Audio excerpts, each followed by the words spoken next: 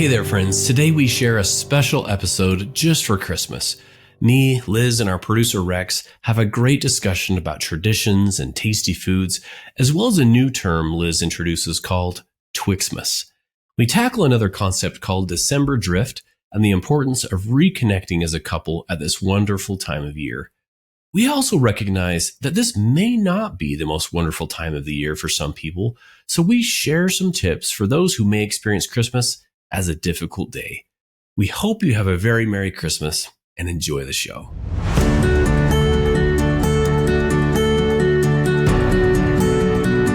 Welcome to Stronger Marriage Connection. I'm psychologist Dr. Liz Hale, along with the esteemed professor Dr. Dave Schramm. Together, we are dedicating our life's work to bringing you the best we have in valid marital research, along with a few tips and tools to help you create the marriage of your dreams. Today, Rex, Dave, and I wish you a very Merry Christmas, and we thought we'd dedicate this episode to sharing a few of our thoughts and traditions, along with a few tips to boost your happiness and hope today and the days ahead in the new year. Yeah, it's so fun. This is this Christmas Day episode. Been looking forward to this. We have now, listeners, if you have not seen the podcast on YouTube, you got to get on. You got to check out Rex. We have Rex with us and his flannel, my flannel, and Liz is electric. You got to check her out, my friends. She is blowing up the internet. A disco ball. You can just say the truth. A disco ball. I love it, Liz. I absolutely love it. So what a fun time of year. So we wish everyone a very Merry Christmas. But I want to start out this episode by simply just recognizing that for many who are listening, this is not a very merry time. It's not the most wonderful time of the year. Some of the songs that we sing go. So I thought I would at least recognize that we have some listeners who are at very different life stages, right? And so I think that for those who maybe this is a difficult time of year, we want to share a few tips as well for you in your situations. The first is simply, may this be a time of reflection, of remembering, of gratitude. I think there are those who perhaps woke up this morning and it was quiet, right? Like my parents who are waking up in Payson, Utah, and they feel like, wow, the house is quiet. They miss those days when Bing Crosby was playing and the kids came out and there was noise from the toys and all the fun traditions. And instead it's a quiet and it's an empty house that can bring some sadness, this feelings of nostalgia. I think there may be some others who are feeling this heartache. Maybe it's a divorce, maybe it's a death or a sickness in the family. Maybe there's those who are serving family members serving overseas and they can't be together right now. So to all those who are listening, wherever you are and whatever situation you find yourself in this Christmas day, my message is searching for and finding the good. Maybe you pull out your home movies. We have home movies we pull out where maybe it's pictures on your phone or it's a scrapbook, and you reflect. You take time to look back and to be grateful for those positive aspects of this holiday season. I'm reminded of one of my favorite quotes, actually. Dr. Seuss said this, and I saw it the other day and it reminded me. He said, "Don't cry because it's over. Smile because it happened." So for those of you who are younger and maybe you still have parents, one or both parents still living, give your mom or dad a call and let them know how much you love them. Maybe share with them a favorite tradition. Check in with them or an experience that you loved. Let them know today how much you love and care for them, because it's important to recognize all of us experience Christmas a little bit differently. What are you guys' thoughts on that? Yeah, I agree. I'm in two boats on this one. I have, 4 young kids who go crazy. And of course I'm like, oh my gosh, it's too much noise. But I'm like, gosh, I'm going to miss this when I get older. But I've also lost, my mother several years ago, and I miss her around Christmas. And I had a grandfather I was really close to who actually passed away close to Christmas when I was young.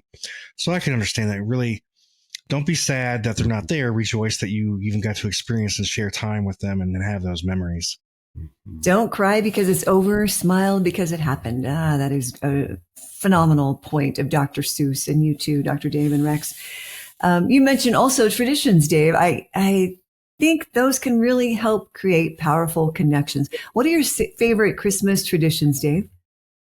Yeah, traditions, I think, Liz, for many families are so very personal and they're so very important. They do something. The research actually shows that the traditions, they're cemented in our brains.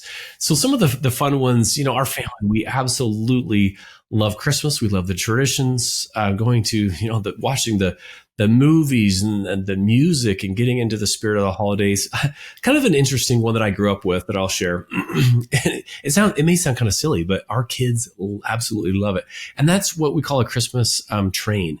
And so in the Shram fam growing up in Payson, we would take, I think maybe it may have been the 23rd, 24th. We would line up all the presents underneath the tree. We would bring them all out and we would line them up in this little train. And we would kind of see how far the train goes. And for some reason, our kids absolutely love that tradition. On the 24th, we bring all the presents out. We line them up to see how far that goes. They love it. We play certain Bing Crosby music. So we have, in fact, the 24th, it's kind of funny.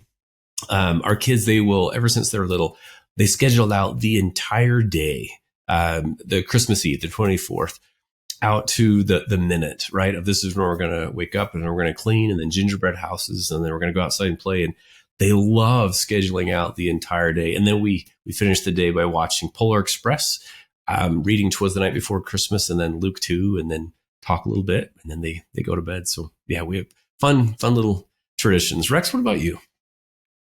I like that idea of the train and putting the presents all out. Do you put them out before Christmas? No. So they all go underneath the tree. The only time that they're really pulled out is that Christmas train. And then they go, it kind of wanders through the house. They go and count how many presents are there. And it's kind of a funny little tradition. That is really cool. I like that. That's a really cool story. For us, I mean, a lot of it's kind of standard. We watch Rudolph from 1960s, the original Rudolph animated movie, or Elf. Sometimes that's really funny, and then we'll go see Christmas lights and stockings and stuff like that. But one of the things that we always do is my grandfather built he was a really good woodworker, and he built this really neat nativity set. And every year that always goes out, I think a lot of the pieces are even original from like the 1950s. So that's something we do every year. And I really, really love that nativity set. Like, it was in my family growing up. And then when all my brothers and sisters moved out, it stayed. And then my mom was like, oh, who wants this? And if everybody's like, no, give it to Rex, give it to Rex. He loves that. And that's from Grandpa. And those two were thick as thieves. So I love that thing. It's always been a part of my family. And I hope to pass it on to my kids too, when they get older, one of them whoever really wants it.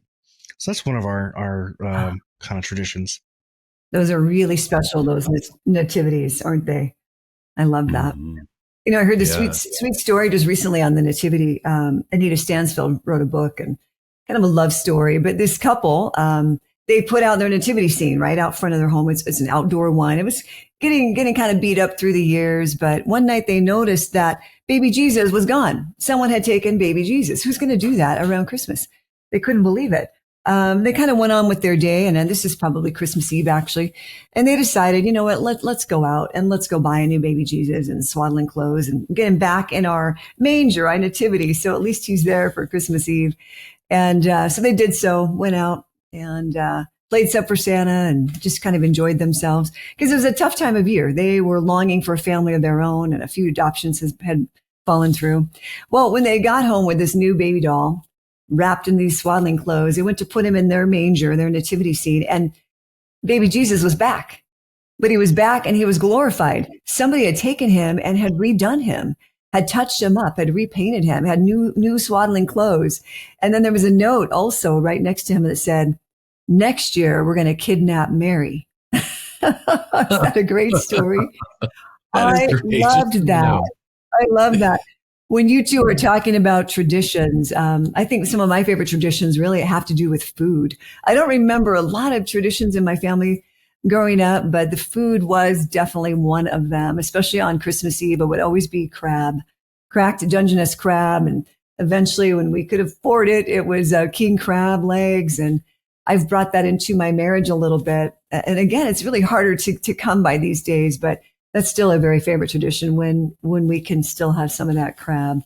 And there's certain kinds of candy. My mom, she made C's home fudge. I don't really know if it's C's fudge, but that was the name of it.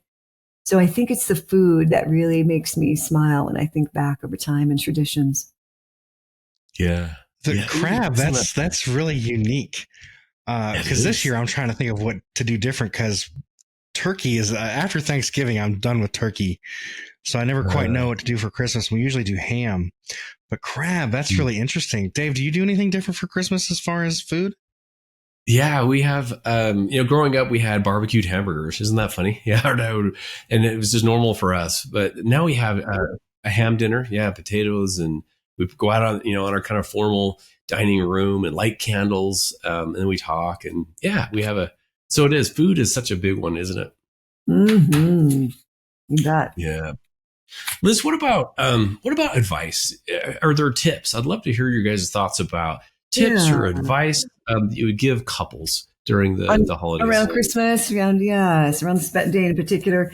I think one of my favorite pieces of advice is receiving graciously. We get a number of gifts, and I think we have to really take great care to being grateful for the time and effort that went into that gift. One of my great mentors, as you know, is Laura Doyle, who wrote the book The Empowered Wife. One line that she wrote in here, she said, there was a time, and I can really relate to this, Dave and Rex, I'm embarrassed to say, there was a time when I was critical of everything my husband picked out for me if it wasn't something I picked out for myself. So guess what happened? Eventually, he stopped buying anything for me. I should have saved us both a lot of time and just married myself. True. Oh boy. I made a lot of grave mistakes earlier on when we first got married. I wasn't all that excited with what was under the Christmas tree. I'm really ashamed to say. And I really taught my husband that I am no fun to shop for. And I don't think he's really grown out of that. I think I was very hard to please. So that's my biggest piece of advice to myself, the listeners, to my clients, is to be a generous, gracious receiver. When you receive a gift, you're also giving a gift, which is of appreciation and delight. The fact that you thought of me for this, you thought of me. Oh, this is beautiful. Do your best not to take something back, unless it really needs to be an exchange. But if it's a sweater you're not crazy about, wear it anyway. Or a perfume, wear it anyway. If that's a perfume or aftershave that your spouse likes. What do you think? What's your best advice, Dave and Rex, this time of year? Going back, I think back to a certain Christmas that was not our favorite. My wife and I, we decided, you know what? It's kind of this hectic.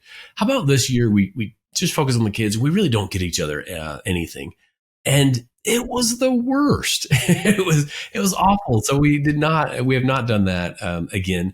But a couple little thoughts here is that.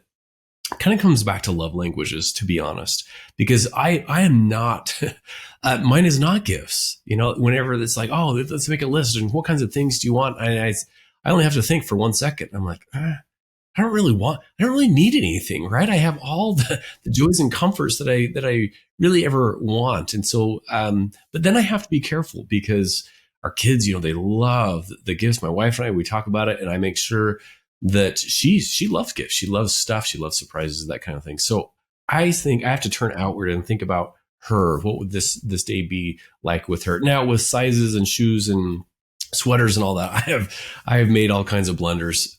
So we have talked about it, though. A part of that is communication. And with any maybe the outfits or that kind of stuff, I say, hey, I would love for you. You know exactly what you want and the sizes and colors and all that kind of thing.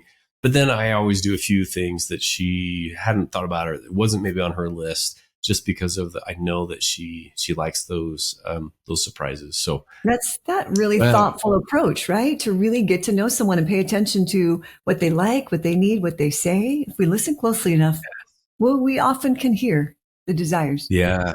Yeah. And one of the things, here's just a little tip for future, whether it's birthdays or anniversaries or anything, I'll pay close attention, Liz, to what you mentioned it. Whatever my wife says, oh, we need to get this, or oh, I'd love to have that someday. And if it's in October, it goes right in my phone, in a little note in my phone that says, little ideas, gifts for Jamie. And then I'll tuck it away because whenever she drops a hint, I've had to mindfully put it in the phone for a later time. Very nice. Yeah. Rex, what about you? Advice? I agree with my wife. It's difficult in that she likes experiences better, and which I love too, but they're way more expensive than some of the things I can get for Christmas. So those usually have to wait until the summer.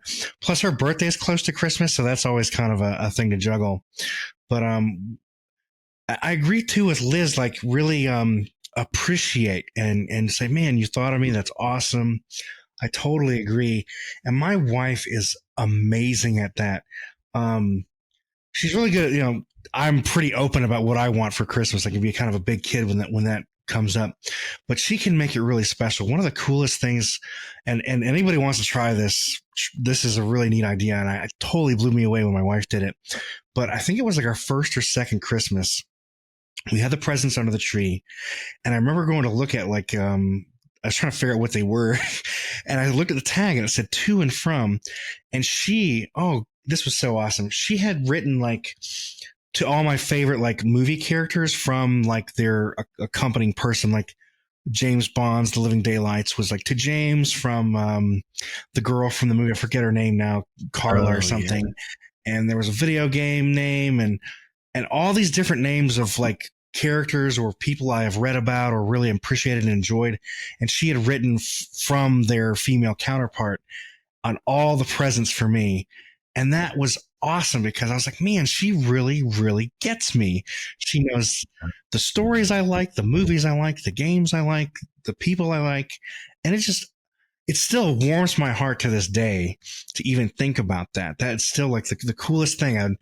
She came up with that on her own, but anybody listening wants to use that, by all means, use it for your wife or for your husband. It was one of the coolest. It was better than the gifts I got, just because it was so thoughtful. And I'd never had somebody do something like that for me. That really, when we talk about intimacy, Dave, you've mentioned this before. Into me, you see. Mm-hmm. She was really looking into me and writing that on those presents, and I thought that was amazing. It blew me away. Wow. So she saw you as the main character in each of those. Did I get that right? You were the main character. Well, yeah, I was the hero of all the stories or the movies so or cool. You were her whatever. Hero. Got it. And it just spoke to me. That is tender. We'll be right back after this brief message.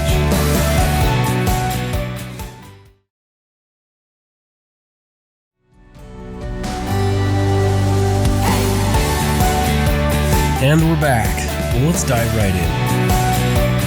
I think, holidays can sometimes just leave us in a daze. Rex and Dave, they're so quick. We try to pack so much in. So I've got a new term for you. It's called Twixmas. You ever heard of that? Twixmas. I have not heard Twixmas is the time between Christmas and New Year's. Well, it's another chance for us to enhance closeness as a couple, as a family after the holidays, after the pressure of the main event. So that particular week coming up for us starting tomorrow can be ideal for some couple time. You pause, connect, and truly see one another. What are your plans during Twixmas, Dave and Rex? Do you have any yet? Yeah, Liz, sometimes it's a matter of just not going anywhere. Like Christmas Day, we stay in our pajamas the entire day. They don't want to go to grandma's. They don't want to leave the house, actually. So sometimes it's the stay in and not answer the phone and just be together. Whereas other times it's, hey, let's go skiing, snowboarding or whatever. And then other times my wife and I have done a little getaway after the holiday. I think I've talked about in the past where it's just us two. December has just been crazy, and it seems like for others and others and others. And hey, what are we doing for us? And so I'm a big fan of a getaway after the holiday just to reconnect. Sweet. I like it. Rex, your plans for Twixmas? Just trying to relax with the kids and like Dave says, just not venture off too far and enjoy the presents we have or enjoy the time I can spend with my kids putting the presents together, right. whatever it is they get, and just enjoying that time. That's kind of my plan. Twixmas makes me think of a candy bar for some reason. I know it. Yeah. How did you come up with Yeah. this? Oh, Yeah, that's it wasn't original. I read it somewhere, but I thought, oh, that is so true. And I think it's just an opportunity we don't take advantage of. Sometimes we feel like the main event needs to be on December 24th or today, the 25th, when we can really spread it out a little bit, right? We could have family parties during that time of year. Twixmas for us is probably going to be doing very little. Some is still to be determined, some of those days, but it will be very relaxed for starters. Yeah. Yeah, I like that, Liz. It almost makes me think of a term um, that I don't know. I heard this recently, and it's called December drift. It feels like sometimes the month it's been crazy with going here and there and calendars. We've packed it in quite a bit so far this month, and it feels like a lot of what we do, which is great, is with the kids and with families and parties and things. But as sometimes I call this December drift, where we meaning my wife and I, slowly kind of drift apart. And this show called Stronger Marriage Connection is what can we do to intentionally kind of reconnect after a lot of the craziness and the stress. So it's not uncommon for many couples, kind of feel this. For some, maybe even feel a little bit neglected. In a way that the attention has been so much on everyone else and neighbors and parties and kids that some almost feel like on the back burner. I get the leftovers, right? I get the tired spouse every night instead of special couple time. So I don't know, any of your thoughts about experiencing or December drift or tips for those couples who have experienced that? Rex, what about you? Oh gosh, the time leading up to Christmas for me, I agree. It's a little frantic, and it's something that I like to call crunch time. But I've used that term a lot, growing, in a lot of my life. Whenever there's something important that has to happen in a very short amount of time, like getting the presents, wrapping the presents, making sure you got somebody this, somebody that. Yeah. But yeah, trying to stay connected. I definitely always try to stay connected during that time, and every night when my wife and I go to bed, we try to talk a little bit about the day, what's going on in our days. Or one thing we always do is have lunch every day, almost every day together. So luckily we don't drift, but I've definitely had moments where I feel like, what is going on? We haven't been talking as much or connecting as much. It's not normally around Christmas, but I can see how that could happen to a lot of people. I just make an effort, like I said, we always have like lunch together every day we can, and talk at night about whatever's going on. Good for you. It's very inspiring. I think, another thing that's helpful during Twixmas, Dave and Rex, is planning for next year. Let's assess what went well during the holidays, during Thanksgiving and Christmas, and what do we want to adjust for next year? Plan ahead.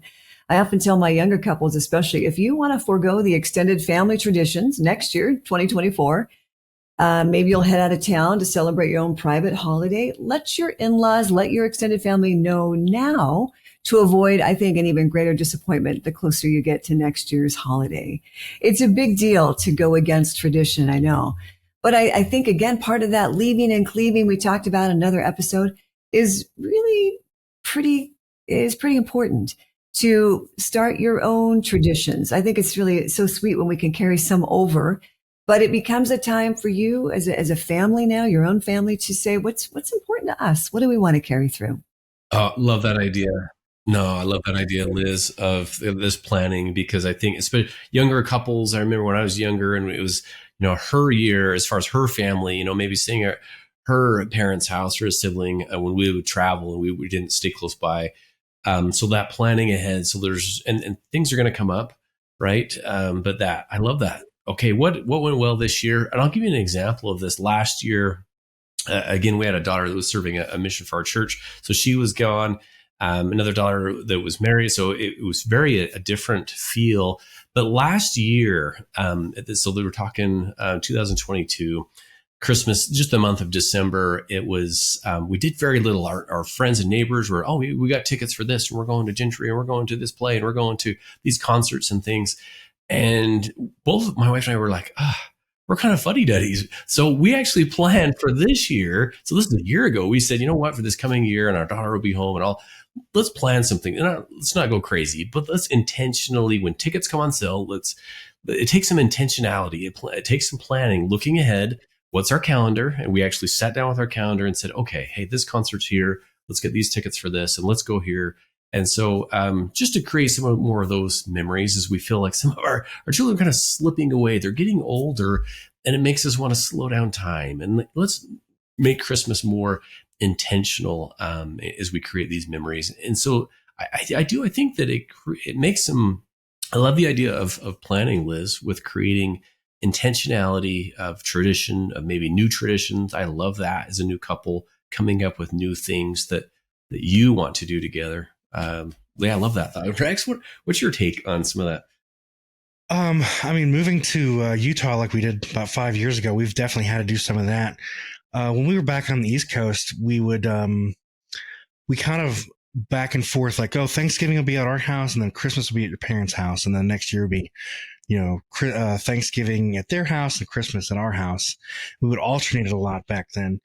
But now out here, since we're kind of far away from family, we generally, traditions that we do is we always try to kind of make sure we keep the religious aspect of Christmas very relevant to our family and go to service on Christmas Eve and stuff like that. But yeah, be flexible. And I like how you say, really appreciate that time. And I understand what you mean. As they get older, your children get older, you want to slow it down and really try to absorb every little bit of it. And it can be a little daunting, but still like, okay, let's not get so into this that we're forgetting what's going on in there and let them have fun. But I agree with that is definitely enjoy it and be flexible. Try to find different things. Sometimes you might have to change it up. I think even Liz kind of alluded to this a little bit. Sometimes you just got to try something different. The holidays are typically geared around couples and families, aren't they? These couples holidays could be considered like what Valentine's Day, even Thanksgiving, maybe certainly Christmas. It can be incredibly challenging to navigate when you are maybe either single, you recently ended a relationship, or when your marriage is in trouble. So a few tips come to mind that I'd love to throw out and see what you two think about. For starters, I think accepting that this is a different year and time and things are not like they used to be. And in a way, I think that's the one constant we can depend on, right? Is change. But do change things up. Maybe this year you work in a soup kitchen. You go do for someone else. You search inwardly and remind yourself of the gifts you can give to someone else, the strengths you have, the talents, and turn outward. Who needs me today? Sometimes I'll do that, Dave, on just any given day when I'm feeling kind of down. Like, I don't know why I'm so kind of depressed today. What can I do for someone else? And boy, that is just a natural healer to get out of myself. You can also take time for yourself. Self-care, I think, is so crucial. It's, we can't really do for someone else unless we really have filled our own cup. And practicing gratitude. It's very hard to be depressed and grateful or resentful and grateful at the same time. Man, those are great tips. No, Liz, I love what you said. Those are some great tips. I think coming back to what we started with at the beginning of this, as far as, thinking about others, I love that. Someone who's maybe struggling this time of year, maybe in a hospital or care center, or someone who needs a visit. It's who needs me today, and slowing down to notice the nudges and follow those feelings, to act on that. Maybe it's a text, maybe it's a letter, maybe it's an email or a phone call or a visit, but to do those things that will make someone's day a little bit better. Yeah, Liz, what you said about going out and giving, it's amazing how serving others can be so rewarding. For them, but for you too. That's incredible. And I have family that are single that I always try to call and make extra time for around the holidays to make sure I'm thinking of you. You're on my mind. I hope you're doing well. Go out and see close by family or friends if you got them. They always just seem to need a little more encouragement, and I always put them. I always make it a priority to let them know that I'm thinking about them, and hopefully that encourages them to go out and have some fun too. Mm-hmm. Yeah. Love it. Well, as we wrap up this Christmas episode, is there a takeaway of the day, maybe a piece of advice, a message, tradition, something that each of you would like to share as we close this Christmas episode? Rex, we'll start with you. Takeaway for me is just make memories. Really, try to appreciate that moment. And like Liz said, one of the greatest gifts you can give is really appreciating that somebody thought of you to get you something, even if it's not exactly what you wanted.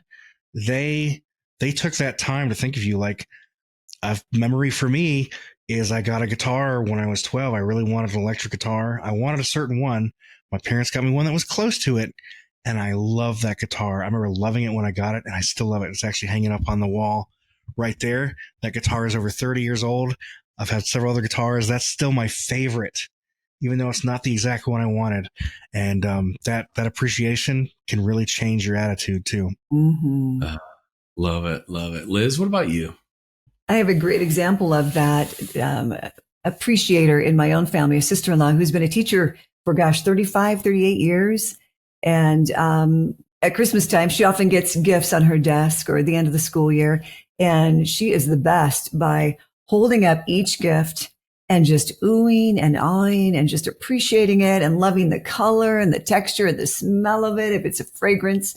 And boy, these kids are just beaming ear to ear when their teacher Joy opens up that gift. She's a great example of that. When you receive, you also have a gift to give, which is just the appreciation. There's always something you can find. Dave, what's your takeaway?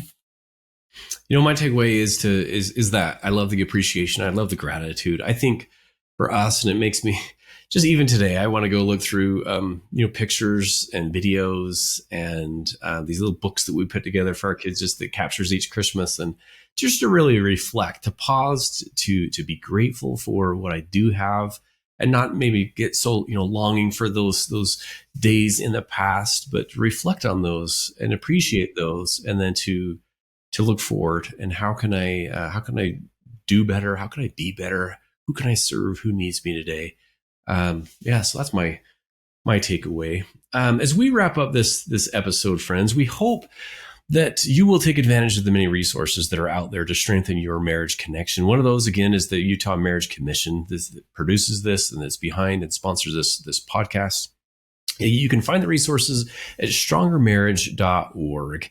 And for this upcoming year, we hope that you will send us an email. Let us know if you have questions. Is there a topic? Is there a concern? Is there a question that you have about marriage, about relationships, any topic? There's no topics off limits. So if you'll send us an email, Liz and I would love to do a mailbag episode throughout 2024 to see how that goes. Please send us an email at marriagecommission@usu.edu. So marriagecommission@usu.edu. And we would love to take a look at those topics and come up with ways that we can answer and your questions and help you in your relationships. So we wish you a very Merry Christmas, a wonderful New Year, and thanks for tuning in. We'll see you next time. Yes, Merry Christmas and Happy New Year and Happy Festivus. If you're a Seinfeld fan, you would know what that is. But yes, I hope everybody has a great Christmas, and please do check out the resources that the Utah Marriage Commission has. They're incredible. Merry Christmas, Rex, Dave, and our dear listeners. And do remember, it's the small changes that create a stronger marriage connection. See you in the new year. Bye-bye. See you. Merry Christmas. Thanks for joining us today. Hey, do us a favor and take a few minutes to subscribe to our podcast and the Utah Marriage Commission YouTube channel, where you can watch this and every episode of the show. When you hit the like button and leave a comment, your feedback helps us improve the show. And don't forget to share this episode with a friend. You can also follow and connect with us on Instagram at Stronger Marriage Life and on Facebook at Stronger Marriage. Be sure to share with us what topics you want us to explore or what you loved about today's episode. If you want even more resources to improve your relationship connection, visit our website at strongermarriage.org, where you'll find free workshops, webinars, relationship surveys, and more. Each episode of Stronger Marriage Connection is hosted and sponsored by the Utah Marriage Commission at Utah State University. And finally, a big thanks to our producers Rex Polanis and Alexis Alcott and the team at Utah State University. And you, our audience, you make this show possible.